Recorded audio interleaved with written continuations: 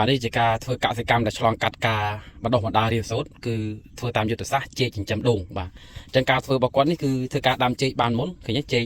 ប្រភេទចេកសឬក៏ហៅមួយទៀតថាចេកណាំវ៉ាបាទអញ្ចឹងគាត់ដាំបែបនេះដើម្បីអីគឺជួយទីមួយខាងផ្នែកបច្ចេកទេសចុះផ្នែកបច្ចេកទេសនេះចង់និយាយថា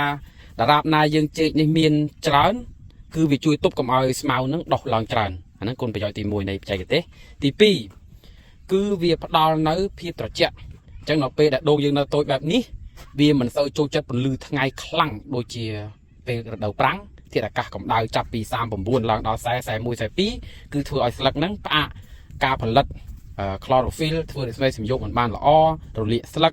ធ្វើឲ្យក្រិនលឿងជាដើមទៅអញ្ចឹងវាជួយទប់ពន្លឺជាពិសេសគឺថ្ងៃមកពីទិសខាងលិចគឺវាជួយបាំងឲ្យដូងនេះត្រជាក់ល្អបាទទី3ដើមចេកស្លឹកចេកបាទវាមានគុណសម្បត្តិច្រើនទាំងឫសចេកបាទគឺវាមានផ្ដល់នៅសំណើម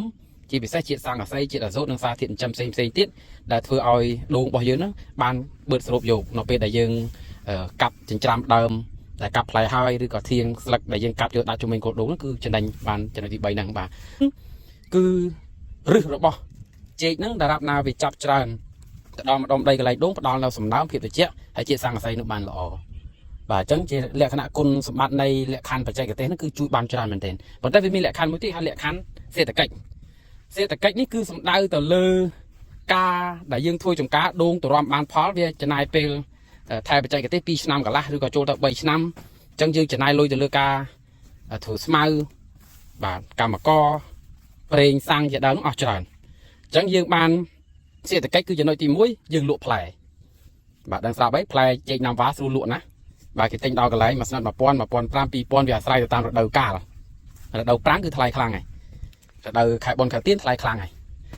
បាទហើយចំណុចបន្តទី2គឺលក់ត្រយងបាទត្រយងចេកគឺមានដល់8000មានដល់5000តែបើយើងទិញពីចការបានត្រឹម1500ឬ2000ក៏វានៅតែចំណូលដែរបាទទី3ស្លឹកវាយើងដឹងស្រាប់ហើយឥឡូវសូម្បីតែការយល់ដឹងរបស់ប្រជា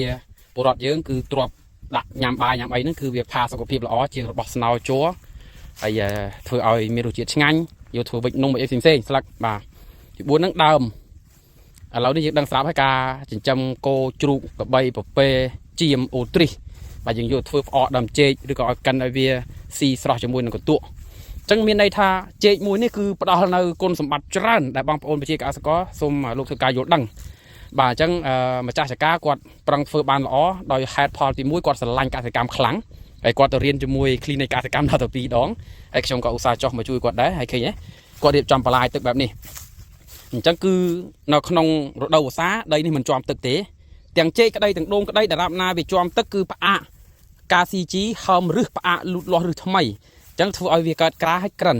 នឹងឈានដល់ការរលួយដើមរលួយងាប់តែម្ដងអញ្ចឹងការធ្វើបែបនេះគឺស្រង់បានល្អបាទអញ្ចឹងយុទ្ធសាស្ត្រចេកចិញ្ចឹមដូងនេះគឺបងប្អូនត្រូវអនុវត្តឲ្យបានល្អមិនមែនចេះតែដាំដូចដូងឬក៏ចេកនៅតាមស្រុកភូមិទេជាបច្ចេកទេសគឺយើងទុកយ៉ាងច្រើន3ដើមមានន័យថាដើមមេនេះឡើងធំបាទដើមទី2នេះឡើងបន្តអាដើមមេវានឹងដល់ធ្លាក់ត្រយងខាងនេះគេឡើងកមុំហើយអាកូនតូចឡើងបដិញមកមួយទៀតដល់ដើមធំនឹងកាប់ផ្លែខាងនោះធ្លាក់ត្រយងហើយខាងនោះឡើងបដិញបន្តអញ្ចឹងអានេះគឺជាយុទ្ធសាស្ត្របាទមិនមែនទុកឲ្យស្ដុកមកគុំ10 20 30ដើមដូចយើងទុកនៅតាមផ្ទះទេអាហ្នឹងវាចូលលក្ខណៈអាចទៅជាធ្វើឲ្យដូងមិនល្អវិញហ៎បាទអញ្ចឹងនៅក្នុងករណីនេះសម្រាប់ប្រជាកសិករដែលលោកចង់ធ្វើការវិនិយោគជាលក្ខណៈកសិពាណិជ្ជកម្មសូមមេត្តាស្វែងយល់ជាមុននឹងធ្វើការចំណាយលុយកាក់ដើម្បីកុំឲ្យខុសបាទសូមអរគុណបាទ